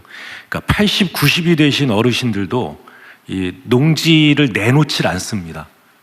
그냥 땅값 오를 것 같아서 그런 거예요. 그렇잖아. 땅값 안 오를 것 같다 그러면 농사 안 지면 내놓는 게 정상인데 땅값 오를 것 같으니까 다 가지고 있죠. 아니요, 그 땅값만이 문제가 아니라 물론 애착도 농사를 있죠. 짓고 있어야 각종 지원을 받을 수 있기 때문이거든요. 그래서 농어촌 기본소득을 실시하는 것과 아울러서 그렇게 농사를 짓지 않더라도 지원을 받으실 수 있게 이렇게 하면 농지를 내놓을 수 있고 농지은행에 내놓고 이것을 다시 귀농자들에게 제공할 수가 있습니다. 그러게 뭐 어쨌든 그것도 하나 방법이겠네요. 복지 문제하고 농지 문제를 분리하자는 거죠. 네. 그러니까 농사 짓지 않고 농촌에 거주하는 것 자체에 지원을 해주면 농지를 내놓을 거다. 예, 그렇습니다. 그런 것도 있겠고요. 하여튼 그런 근본적인 고민도 해야 됩니다. 그렇게 이게 지금 우리나라 농지 관리가 너무 엉망이잖아요. 예. 투기 대상이 돼버렸잖아요. 어느 날. 예. 경자유전 원칙이 헌법에 써져 있죠. 네, 그렇습니다. 헌법에 경자유전이라고 써놓고는 그걸 법률을 만들어가지고 온갖 방식으로 전부 다 위헌 행위를 하고 있는 거잖아요, 지금. 그걸 다시 정상으로 돌려야죠. 하겠습니다. 예. 그러니까 관리를 농사를 짓겠다고 땅 사서 안 쓰면은 원래 매각 명령 대상이고 안 하면 그 관리 명령을 하게 돼 있고 그러면 가서 막 가짜로 막 슬쩍 심어놨다가 또 방치하고 그러잖아요, 실제로. 네, 그러면 실제 매각 명령 해가지고 팔아버려야지. 네. 그걸 안 지키니까 전부 다 원래 뭐 농지는 사가지고 그냥 한 척만 하면 돼라고 모두가 생각하고 있는 거죠. 농지 관리에 근본적인 문제가 있다는 거예요. 알겠습니다. 그래서 그것도 필요하면 예. 인력을 대규모로 예. 조직을 하든지 해가지고 예. 전수조사하고 예. 농사 짓는다고 사가지고 방치해 놓은 거는 이제 강제 매각 명령 받는다. 과징금에 더하기 다음 단계 매각 명령이니까 안 하면 강제로 파는 거죠. 예. 그것도 별도로 한번 검토해서 보고하도록 하죠. 예, 그렇게 실태 하겠습니다. 조사하고 어떻게 처리할 건지. 하여튼 문제는 이 나라의 모든 문제의 원천은 이게 이 부동산 문제예요, 부동산. 하여튼 지방의 인구가 2만 명이 늘어났다는 건 매우 줄어들지 않은 것만 해도 다행인데 또 늘어났다고 하니까 다행이네요. 어쨌든 좀 더 힘을 내보면 좋겠습니다. 네.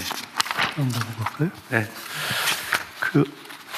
기본소득 얘기를 전에 하면은 이상했다고 대통령께서 말씀하셨는데 지금은 사실 일론 머스크 같은 세계 초거대 기업들이 다 얘기하고 있고 AI 시대가 돼서는 사실 기본소득이 전 세계적인 필수 과제가 됐기도 하고 또 세계적으로 다 국제적인 시도, 이례적 시도 많은데 전국적인 시도를 하는 데는 사실상 대한민국밖에 없기 때문에 대한민국은 합니다. 거진 그 수준 되고 있는 거거든요. 그래서 이번에 500개를 불가피하게 처음에 하더라도 그 다음에 500개 플러스 알파가 아주 기하급수적으로 획기적으로 갈 수 있도록 미리 좀 생각하고 각 부처가 준비를 해줬으면 좋겠다 하는 것이 인구 분산과도 연관되어 있는 의미를 오늘 저희가 함께 논의한 것 같습니다. 다음은 하천 계곡 내 불법 점용 시설 정비 계획을 행안부 장관께서 보고해 주시기 바랍니다. 네, 하천 계곡구역 내 불법 점용시설 정비 현황 및 계획에 대해 보고드리겠습니다. 먼저 추진 개요 및 경과에 대해서 간략히 말씀드립니다. 국민에게 안전하고 깨끗한 하천을 돌려드리기 위해 이 불법 점용시설 정비를 전국적으로 확대 추진했습니다. 불법 행위자에 대한 자진 철거를 유도하되 불응 시에는 관계법에 따라 엄중 조치하는 것을 원칙으로 25년 7월부터 정부 차원의 TF를 구성하고 일제 조사 및 정비를 추진했습니다. 25년은 전국적인 정비의 첫 해인 만큼 국가정책 조정회의를 통해 추진 방향 및 문제점을 논의하고 수시 점검회의를 통해 추진 상황을 적극 독려했습니다. 세부 내용을 보고드리면 불법 점용 행위는 전국 실태조사를 통해서 835건 조사되었으며 평상 그늘막이 218건으로 가장 많았고 가설 건축물 및 불법 경작 순으로 확인되었습니다. 이 중 753건 90%에 해당됩니다. 는 원상복구 조치되었습니다. 미조치 시설은 철거에 따른 구조적 안전성 검토 등이 필요하여 자체 철거 계획을 마련해 조치 중에 있습니다. 아울러 재발 방지를 위한 관리 기준을 마련해서 주민 편익 시설 설치 등을 위한 예산도 지원하였습니다. 또한 정비 실적 평가를 통해 모범이 된 15개 지방정부에 대해서는 정부 포상과 특교세 등 재정적 인센티브를 지원했습니다. 26년도에도 중점 추진할 계획입니다. 먼저 25년은 다소 늦은 시기인 7월부터 단속을 추진했기 때문에 불법 시설이 이미 설치된 지역이 많아서 정비에 어려움이 있었습니다. 따라서 26년에는 시기를 앞당겨 3월부터 조기 추진하도록 하겠습니다. 3월에서 5월은 농작물 파종 등 불법 경작 단속, 또 6월부터는 평상, 그늘막 등 불법 상행위 중심으로 집중 단속을 추진하고자 합니다. 재발 우려가 있는 지역은 중점 관리 대상 지역으로 지정하고 단속 인력도 대폭 확대하여 관리를 한층 강화하는 한편 지방정부에 필요한 경비 지원을 위해 재난특효세도 선제적으로 교부해 하겠습니다. 또 관련 법령을 개정해서 반복적이고 상습적인 행위와 안전관리에 지장을 주는 경우도 행정 대집행이 가능하도록 적용 특례를 확대하겠습니다. 끝으로 정비 우수 지방정부에 대해서는 정부 포상을 확대하고 특교세 등 재정을 지속 지원토록 하겠습니다. 참고로 여름철 대비 빗물바지 정비와 관련해 25년에는 집중 관리를 통해 전년 대비 3.5배나 많은 곳을 정비했습니다. 금년에도 4월부터 조기 추진해서 철저히 이 여름철 재난을 대비하도록 하겠습니다. 보고를 마치겠습니다. 이거 조사 건수가 전국을 했더니 835건이더라 그 말이죠. 네, 그렇습니다. 믿어지십니까? 예. 제가 경기도에서 조사할 때 이보다 훨씬 많았던 것 같은데. 이거 네. 저기 한 번 더 기회를 주고요, 지방자치단체들한테. 네, 네. 한 번 더 기회를 주어서 추가 조사를 하고 그 다음에는 감찰을 전국적으로 해가지고 누락된 경우에는 그 담당 공무원하고 자치단체에 대해서 엄중 징계하도록 하십시오. 네. 이 835건밖에 안 될 리가 없어요. 그리고 이게 저도 경기도에서 조사를 해볼 때 봤던 건데 공무원들이 지나가다 보고 못 본 척 합니다. 위반을 하고 있는데 위반 사례로 조사를 하지 않아요. 그냥 슬쩍 못 본 척해요. 이게 너무 많아요. 그러니까 이거를 다시 한번 기회를 주고 그 다음에는 감찰을 시켜가지고 실태 조사를 한 다음에 누락시킨 경우는 엄중 문책하고 규모가 크거나 이러면 직무유기로 처벌하도록 하십시오. 네, 알겠습니다. 법무부도 요거 한번 행안부하고 좀 신경 써서요. 네, 그렇게 하도록 네. 하겠습니다. 일단 이거 말이 안 돼, 말이. 835건밖에 안 돼. 그리고 90%를 자진 철거받고 있다는데 철거할 수 있는 것만 조사한 거예요. 그 어려운 거 안 한 거지. 부지기수입니다, 부지기수. 그 원칙을 아주 명확하게 좀 하면 좋겠습니다. 그리고 요 얘기 나온 김에 각 부처청의 그 내부 감사 조직들이 다 있잖아요. 그거 좀 활성화해야 됩니다. 전에도 한번 말씀드렸던 건데 감찰 감사 기능을 좀 강화해서 안 하려면 아예 안 하든지 하면 제대로 해야지 적당히 이렇게 하는 걸 절대로 허용하면 안 됩니다. 그럼 공직 기강이 무너져요. 하면 확실하게 해야 됩니다. 그리고 이게 단속하다 보면 이게 지금 이게 다 돈 벌기 위해서 위반하는 건데 이거 벌금만 수사하고 벌금에서 처벌해봐야 소용이 없어요. 처벌받을 사람을 바꿔가면서 합니다. 명의만 바꾸면 되거든요. 기껏해 벌금 500만 원, 재범해봐야 뭐 벌금 한 700만 원, 1000만 원. 그러니까 아예 바꿔요. 그리고 벌금 내고 걸리면 벌금 내고 그 다음에는 이제 가중처벌 되니까 이름 바꿔가지고 또 하고, 며느리 이름으로 했다가, 시동생 이름으로 했다가, 이렇게 바꾼다고요. 그러니까 이거는 과징금도, 이것도 과징금을 좀 강화하는 방안을 검토해 보십시오. 행안부. 그 과징금으로 그 수익 이상의 비용이 발생하게 만들어야 됩니다. 네, 알겠습니다. 그리고 위반 면적 곱하기 얼마 더하기 아니 곱하기 위반 연수까지 이렇게 할 수 있게 해가지고 그 불법을 해가지고 돈을 버는 게 불가능하게 좀 만드시도록 하고, 그 시간이 지나더라도 그 수익을 환수하도록 그렇게 한번 만들어 보십시오. 형사처벌을 해봐야 소용없어요. 괜히 수사하고 기소하고 재판하는데 시간만 걸리지.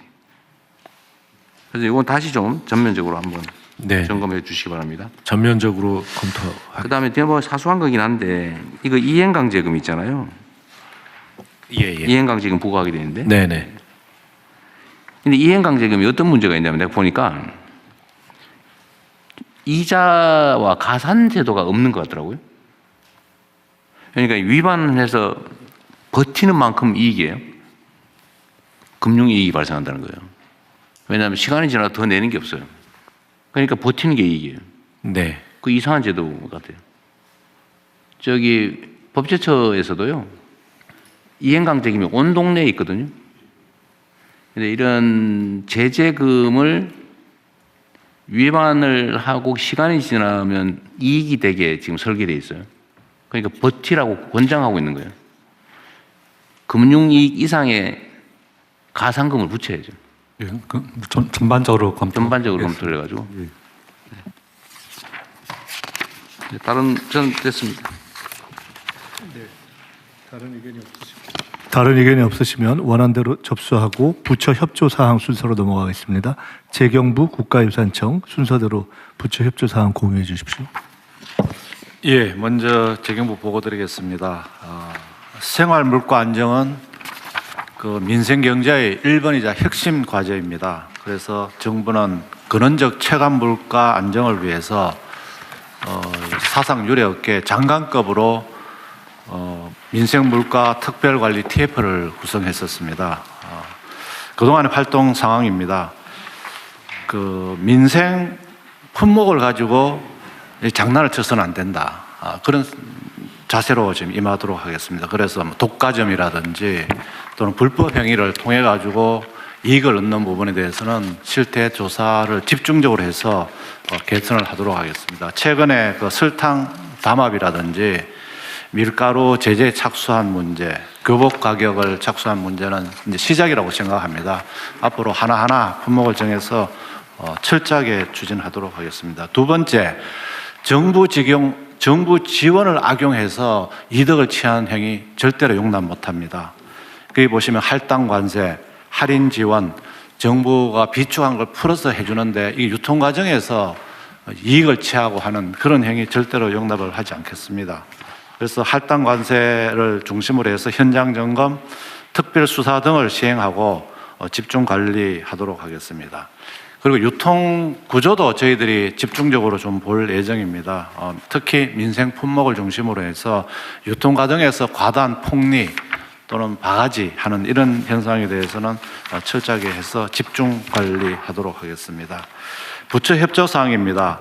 앞으로 저희들 물가가 전반적으로 2% 이렇게 관리되고 있습니다만 특히 이제 서민들의 어떤 생활 품목은 굉장히 어렵습니다. 그래서 생활 품목을 부처별로 정할 것입니다. 그래서 그 품목별로 부처하고 또 관계부처 합동으로 해서 유기적 협업을 통해서 철저하게 품목 관리를 하겠다는 말씀을 드리겠습니다. 그리고 이번은 저희들이 관리를 하면서 그 사후 관리는 더 철저하게 할 예정입니다. 하나하나 현장에서 이행되는 상황을 점검해서 사후 관리가 더 철저하게 되는 그런 식으로 하겠습니다. 국민들께서도 언제든지 이 품목별로 말씀하실 의견이 있으시면 저희들 의견을 받도록 하는 창구를 마련하겠습니다. 그래서 그런 창구에 접수된 의견에 대해서는 저희들이 관계부처 합동 또는 수사기관 까지 합동을 통해서 철저하게 관리할 예정이라는 말씀을 드리겠습니다.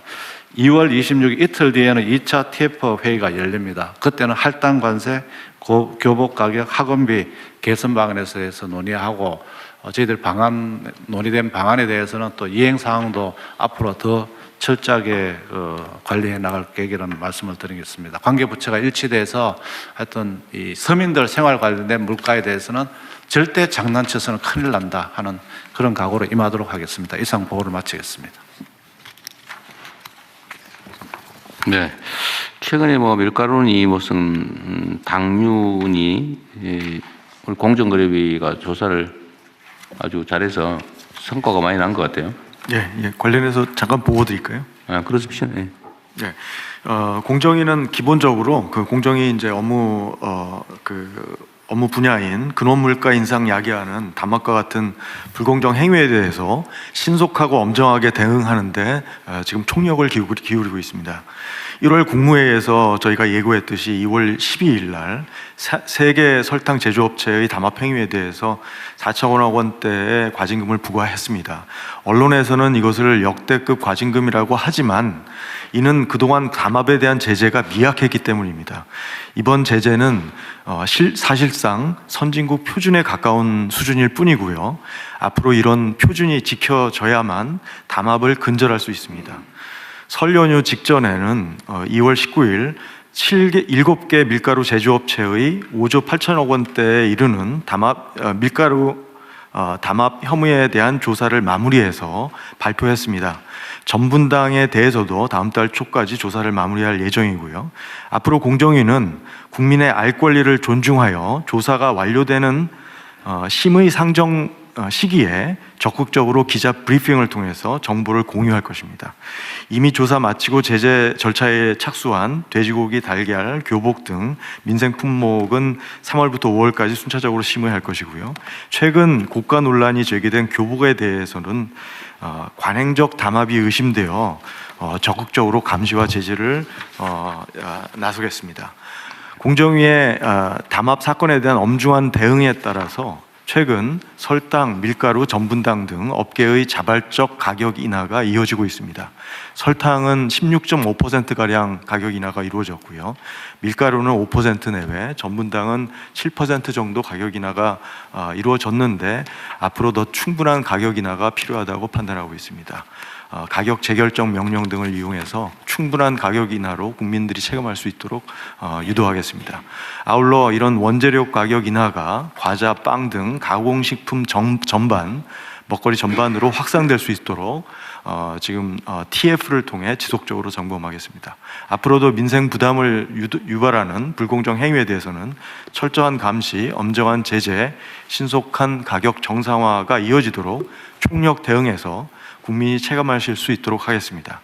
반복적으로 담합에 가담하는 업체에 대해서는 대통령께서 말씀하셨듯이 다른 선진국처럼 시장 퇴출 수준으로 제재하는 방안을 관계부처와 협의하여 신속히 보고드리겠습니다. 이상입니다. 설탕 값이 16.5% 내렸다고요? 예. 그래요? 그러면 설탕 쓰는 상품들도 조금 내리겠네요?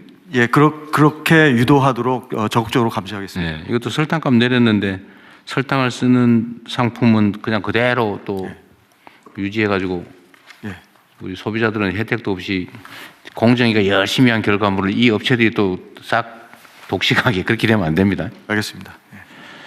그리고 어디 내 기사에서 봤는데 5%로 부족하다, 10%는 내려야 되지 않냐 뭐 이런 얘기 하셨다고.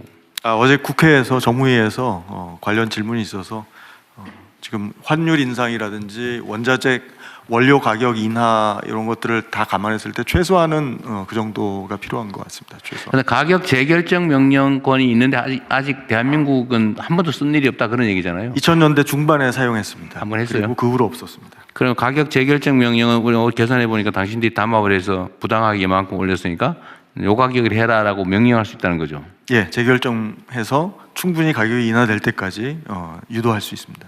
유도를 해요? 명령이 아니고? 명령을 하면 기업들이 자발적으로 가격을 낮출 수 있습니다. 명령과 자발적으로 하는 건 그리고 그 논리 모순인데. 불충분하면은 다시 명령할 수 있습니다. 그거 이상한데?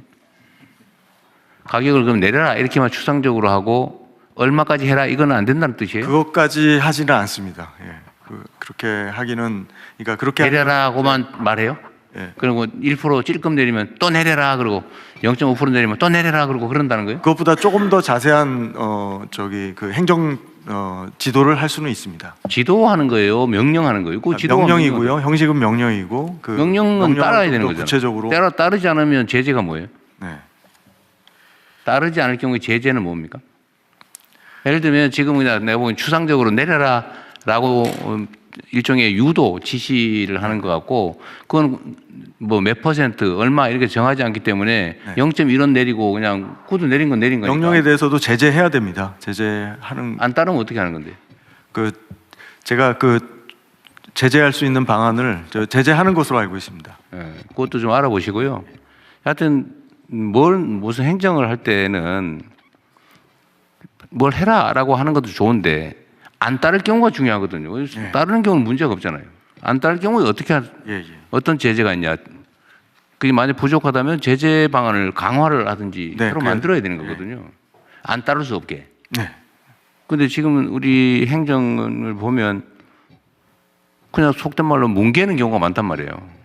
아까 그 농지 매각 명령처럼 안 하기도 하지만 어떻게 땅을 팔으라고 해 이런 생각을 공무원들이 하나 봐요. 그러면 안 되죠. 그 법을 마로 만들어요. 그렇게 하면. 그러니까 이것도 제재 방안을 확실하게 강구하고 만약에 안 되면 그 제재 명령 안 따른 데 대한 제재를 또 해야죠. 네네. 그래야 행정의 권위가 쓰잖아요. 그것까지 챙겨보겠습니다. 그리고 어쨌든 이게 첫 시작이나 마찬가지이기 때문에 만약에 내려라 좋게 말할 때 해라 이렇게 하지 말고 얼마 이하로 내려라. 최소한 이건 해라. 그 이하로 해라. 이렇게 해야지 그냥 내리세요. 그 제재할 수도 없잖아요. 그리고 그 공정위 인력 증원은 전에 제가 그냥 추상적으로 제가 선거 때 500명 이렇게 얘기를 했었는데 지금 몇 명 증원했어요? 지금 170명 가량 증원했고요. 올해 다시 200명 증원할 예정하고 370명. 근데 왜 500명 안 하고 그거밖에 안 했어요? 협의해 보니까 좀 협의 과정에서 좀 어려움이 그 정도면 충분해요? 아니면 더 필요해요? 사실 충분하지는 않지만 최소한 그 정도는 필요할 것 같고요. 간단한 예를 들면 지금 담합에 대해서 공정위에서 활용하고 있는 인력이 50여 명입니다.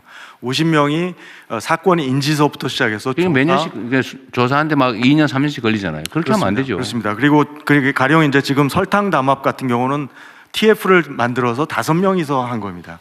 그리고 설탕, 밀가루, 전분당이 결국 설탕에서 시작한 건데요. 인지수사에서 시작한 겁니다. 고발도 없었고 자료도 없었습니다. 인지수사에서 한 1년여가량 지난하게 끈질기게 조사한 끝에 자진 신고를 유도했습니다. 그런데 그 인력이 10명입니다. 10명이 지금 너무 6조 원대 적잖아요. 담합 사건을 다루고 있습니다. 너무 적으니까 조사도 충분히 못하고 맞습니다. 그러니까 업체들이 그 사실을 아니까 맞습니다. 다 위반하고 있으니까 그러니까 필요하면 인력을 기획예산처에서 안 해주고 있는 거예요? 행안부가 죽으면 좀 더 잘 봐주세요. 최대한 이렇게 한 거예요. 배려를 하고 있습니다. 그러니까 한국의 시장 시스템이 진짜 낙후한 부조리가 가득합니다. 그러니까 온 동네가 팔면 전부 다 더러우니까 다 고쳐야 될 거 아닙니까? 맞습니다. 지금은 예를 들면 저도 사실 그런 걱정 드는데 이거 조직을 인력 이렇게 많이 했다가 나중에 다 위반을 안 하고 다 선량한 사회가 되면 그때 어떡하냐? 그럼 그때 가서 고민하고. 줄이면 됩니다. 그다음에 그 인력이나 이런 거는 좀 남더라도 왜냐하면 자연 감소분이 있기 때문에 몇 년 지나면 또 줄어들잖아요. 그러니까 그거 고려하고 지금은 정말 그 중요한 시기니까 하면 다 걸린다 이렇게 생각하게 만들어야 돼요. 그래서 안 하게 만들어야죠. 맞습니다. 우리가 경찰이 몇 명이에요? 한 10만 명 되나?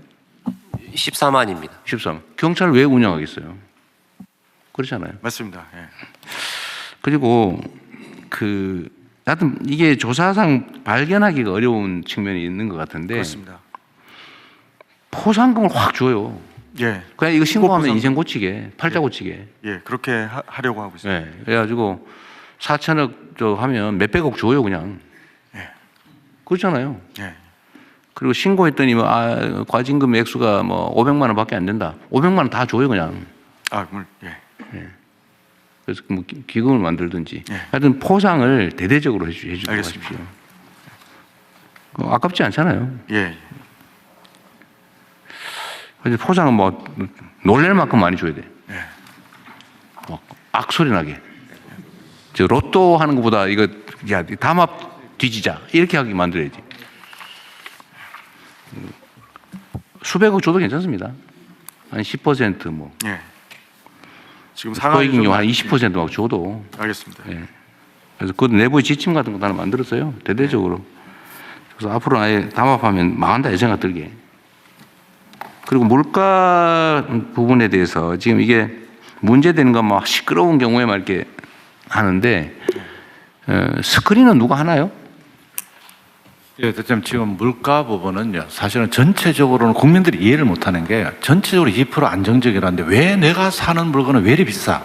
이게 지금 문제. 원래 싼 거는 느낌이 안 오고 비싼 거는 비싼 거는 나와. 그래서 이제 비싼 품목을 저희들이 이제 각 부처별로 좀 받아가지고 왜 이게 비쌌느냐? 아니 내 말은 그거를 지금 우발적으로 하는 것 같은데 보니까. 이번에 체계적으로 한번 해보죠. 이제 문제가 되면은 그때 그거를 뒤져보는 것 같은데 이제는 그냥 쫙 스크린을 해가지고 요새 인공지능 시대인데 물가 변동폭이 해외는 이런데 국내는 이러네.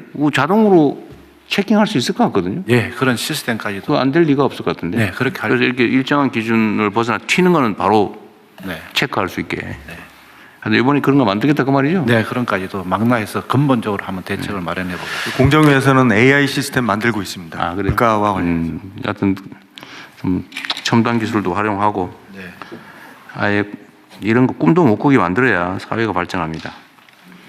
그리고 이게 아까 부정수급 얘기했잖아요. 뭐 할당관세니 할인 지원이니 정부 비축 이거 했더니 슬쩍 되돌려가 정상가로 팔아버리고 이거에 대해서 실태 점검을 한다고 했는데 실태 점검은 벌써 거의 끝났고요. 부처에서 농림부 같으면은 아예 그다음 실태 점검한 다음에는 어떻게 할 건데? 추적해가지고 아예 그게 안 이루어지도록 네가 할당 관세를 받아가지고 어디에 공급했는지 제대로 가격 가면 나중에 와서 다시 우리가 돈을 내준다 이런 정도까지로 그래요? 하여튼 하고 있습니다. 다시는 못하게 만들어야지. 못하게. 제도화해야 된다는 거예요.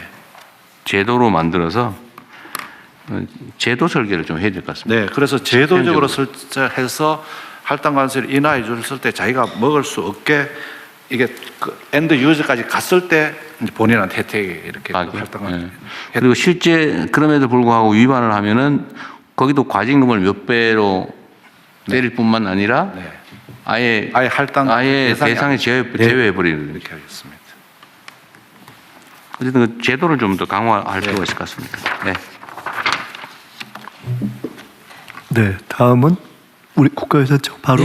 네, 여기 있죠. 네, 앞에 있습니다. 네. 예. 네, 말씀드릴까요? 네네, 국가유산청장입니다.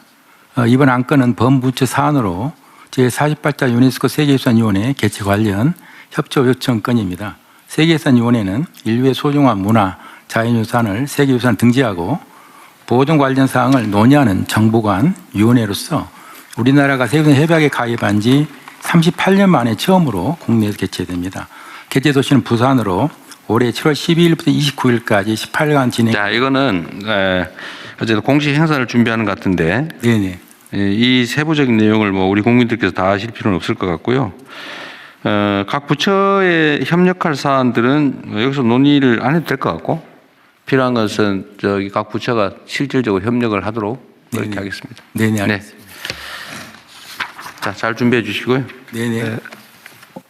비공개 다 됐어요? 부처보고로 넘어가겠습니다. 이후 순서는 비공개로 운영되오니 언론인 여러분께서는 회의 진행에 협조해 주십시오.